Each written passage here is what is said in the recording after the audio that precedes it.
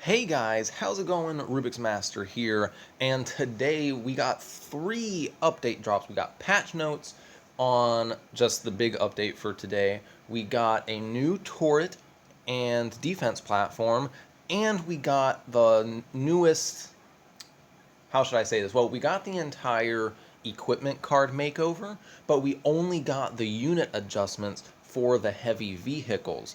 Everything else is coming later. So the bottom line is that heavy vehicles are extremely overpowered right now. Everything else is extremely underpowered, but that's going to change. So it may be a month, maybe two, depending on how quickly they can roll out these updates, of hard times trying to adapt to the new meta, especially with heavy vehicles basically being the only viable option right now. But it'll get better. I really have faith that it will get better. But really quick, I want to touch on well, the few big things. The one of the biggest things in the update is the change in transformers and turrets. So overall, the turrets have been severely buffed. They are just really impressive now. The downside is that transformers have been nerfed. They give less of a boost now, but they have more health. Overall, it's just made the spread of DPS better over the entire base.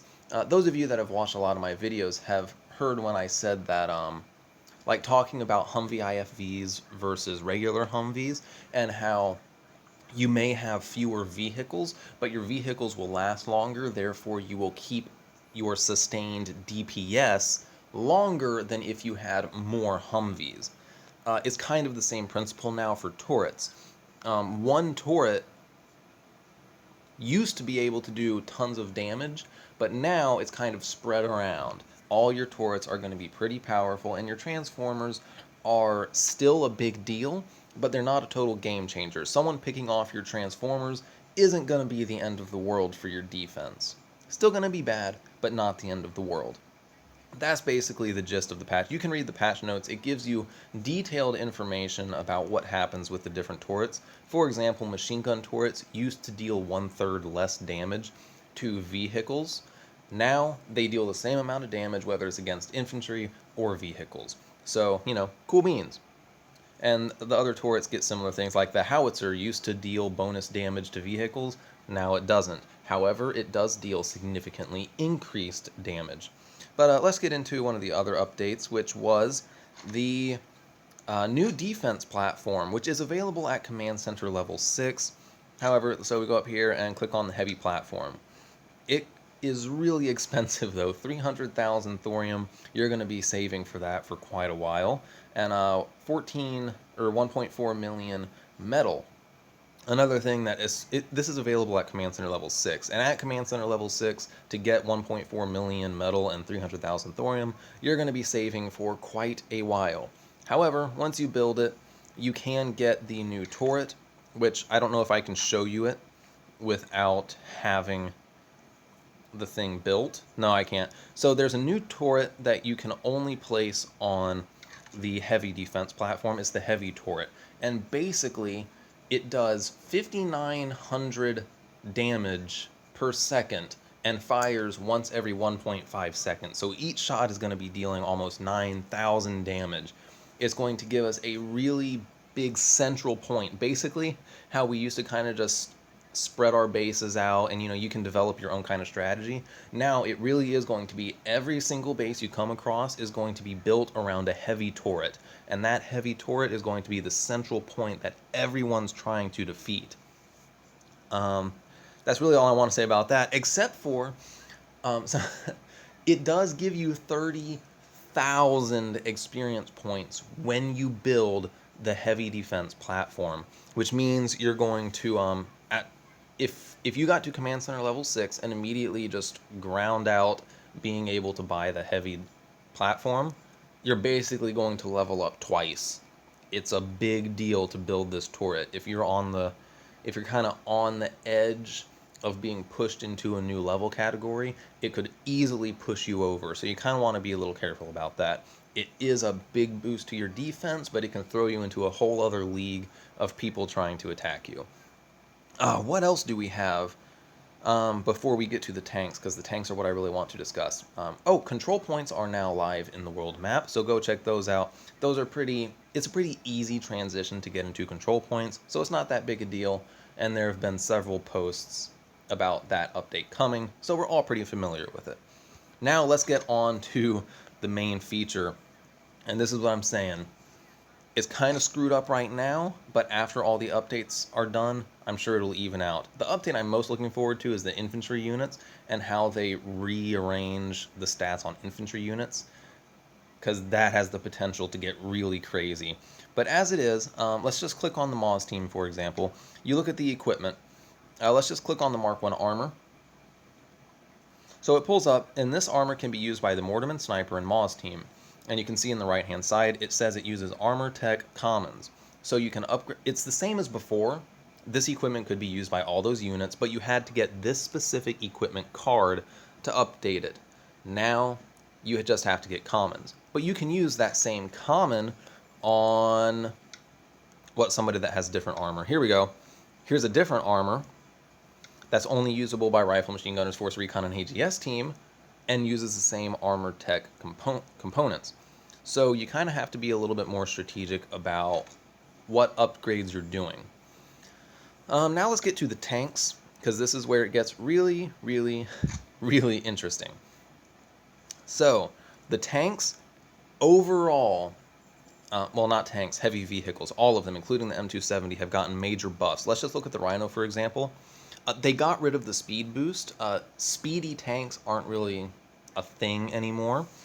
But, so the Rhino, you can see it got a substantial DPS increase and a health increase.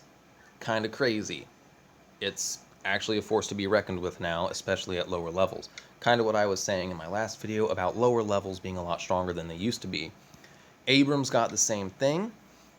They actually got a little bit of a range boost as well. Not too much, but they did get one. What is this down here? I haven't seen this. Reinforced armor turret for enhanced protection. Oh, that's weird. I didn't notice that last time I was in this.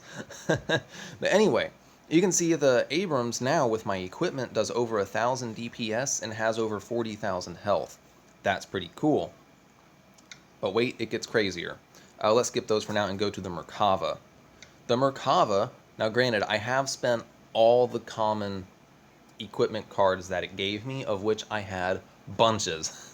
So I upgraded a lot of these, and now my Merkava does 1,200 damage, which actually isn't that much more than the Abrams, oddly enough, and has 51,000 health. That is a substantial boost from where I was sitting yesterday. So my Merkavas are much more powerful. The equipment slots, still basically the same, but you look at your steel plates, each of these, when you upgrade it, gives you multiple boosts. So I get an increased health percentage overall, but I also get bonus armor versus explosive damage, and more armor versus explosive damage for some reason. I don't know why it did that. Whatever. Moving on. Vet Tank Crew. This uses Crew Tech, and it increases my overall damage percentage, but it also increases my damage to barriers, buildings, and turrets. What this does is basically make my tank a viable option for busting bases. It is now a good source of DPS. I don't need as much of a backing from light vehicles to do as much damage as I used to. Light vehicles now take their primary role as taking out infantry and aircraft and outlying defenses. So that's kind of cool. We're getting back to how the game and the units were originally meant to be played, as like a rock, paper, scissors kind of deal, even if that's kind of controversial as to why that should exist. Something to notice about the Merkava that I didn't notice at first. So I used to grind out 650,000 metal to be able to build a Merkava. If you look at how much it costs to build a Merkava now, it costs 1.2 million. That's a lot. That is a lot. That's almost double what it used to cost. A little bit crazy, but hey, whatever. It still costs less than a Striker IFV, which is crazy.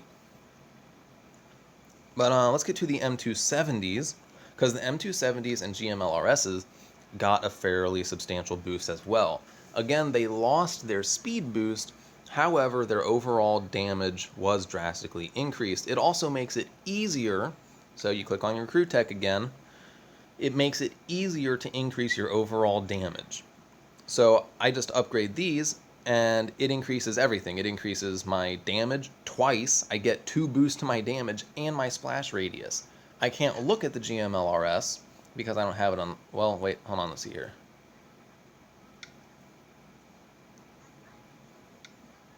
Can I look at the equipment and see what it does? There we go. It does basically the exact same thing, but from what I saw in the update, the scaling on the GMLRS has been drastically increased to like crazy levels. Absolutely insane.